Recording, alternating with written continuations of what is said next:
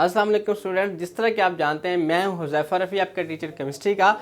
जिस तरह कि आप जानते हैं हम डिस्कस कर रहे हैं फेडरल बोर्ड की केमिस्ट्री 10th क्लास की, जिसका चैप्टर है हमारे पास chapter number 10 acid base and salt. आज का जो हमारा टॉपिक है 10.3.1 मेथड फॉर मेकिंग सॉल्ट्स। कुछ हमने पीछे पढ़ा, आज हम फर्दर इसे डिस्कस करते हैं। तो सिंपल आपको एक मेथड बता दूं जिसे कुलिया कहते हैं, जिसको आपको आसानी होगी। वो है जी आपके पास हम यहाँ पे लिख लेते हैं एसिड HCl प्लस NaOH। 90% ये फार्मूला वर्किंग कर जाता है। आपको एसिड और बेस का पता होना चाहिए। तो आगे आप सॉल्ट एंड वाटर को, चलिए आपने करना क्या है, first component versus last component, बाकी जो दो बच गए उन्हें आपने आपस में मिला देना है।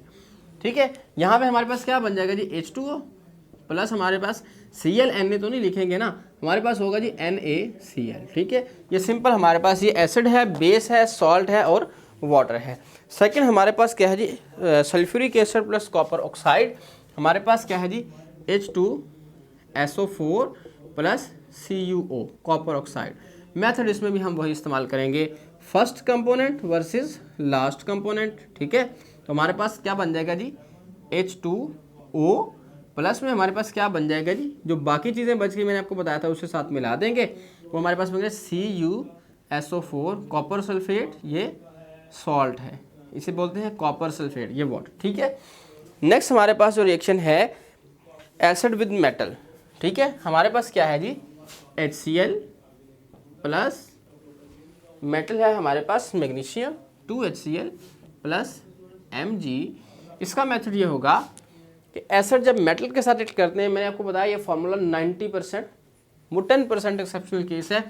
अब इसमें आपने क्या करना है, सेकंड दो कंपोनेंट्स को आपने मिला देना है। जो फर्स्ट कंपोनेंट है वो हाइड्रोजन गैस की फॉर्म में इवॉल्व हो जाएगा, उड़ जाएगी गैस। ठीक है, तो आपके पास क्या बन जाएगा जी, Mg 2HCl है तो Cl2 लिखेंगे इसे। ठीक है, तो MgCl2 बन जाएगा मैग्नीशियम क्लोराइड। ठीक है, उसके बाद में Sl प्लस मेटल कार्बोनेट। ठीक है, ये आपके पास एसिड है जी, हमारे पास HCl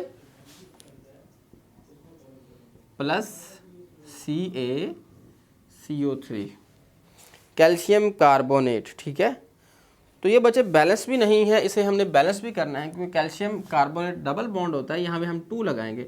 आपकी बुक में बैलेंस नहीं है, इसे बैलेंस कर लीजिएगा। ठीक है, तो ये हमारे पास बन जाएगा जी, मैं आपको बता रहा हूँ,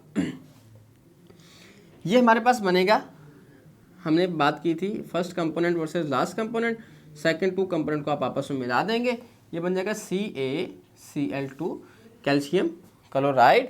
और वही बात first component versus last component. ठीक है, अब ये मैं आपको बता देता हूँ, यहाँ बनेगा H2CO3 कार्बोनिक एसिड।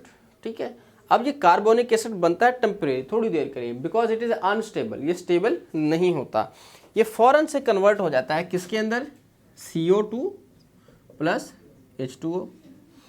कोक की बोतल जो आपके पास होती है, स्प्राइट होती है, उसके अंदर कार्बोनिक एसिड जिस तरह आप खोलते हैं, कार्बन डाइऑक्साइड अलग से, गैस इवॉल्व होना शुरू हो जाती है और वाटर पानी पीछे रह जाता है, ऐसा ही है। तो ये एसिड बिल्कुल अनस्टेबल होता है, बनता है फ़ौरन से कन्वर्ट हो जाता है। तो इसे हम इस तरह से लिखेंगे 2HCl प्लस CaCO3, हमारे पास क्या बन जाएगा CaCl2 प्लस CO2। इसके साथ आपने एरो लगाना है, इसका मतलब है गैस बनी और उड़ गई। ठीक है, प्लस आपके पास H2O। ठीक है जी, तो ये हमारे पास बचे रिएक्शन होगा इसका। ठीक है, लास्ट हमारे पास रिएक्शन है AgNO3 प्लस NaCl। सॉल्ट से क्या बनता है, सॉलेबल और इनसॉलेबल सॉल्ट्स हैं हमारे पास। ठीक है, तो ये आखिरी आपकी जो इक्वेशन है वही सॉल्ट, और मतलब जब हम 2 सॉलेबल सॉल्ट्स को आपस में मिलाते हैं तो एक सॉल्ट इनसॉलेबल बनता है, एक सॉलेबल बनता है, उसे हम देखते हैं। AgNO3 प्लस NaCl, हमारे पास है बचे AgNO3 प्लस NaCl, ये दोनों ही पानी में हल हैं, इसे हम लिखेंगे AQ का मतलब एक्वस का मतलब पानी में हल। ठीक है, first component versus last component, बाकियों को आपस में मिला देंगे, क्या बन जाएगा हमारे पास AgCl, ये सॉलिड है, इसे हम लिखेंगे S, और उसके बाद हमारे पास बनेगा NaNO3 सोडियम नाइट्रेट और सिल्वर क्लोराइड। ठीक है, ये क्या है जी, एक्वस है, ये हमारे पास।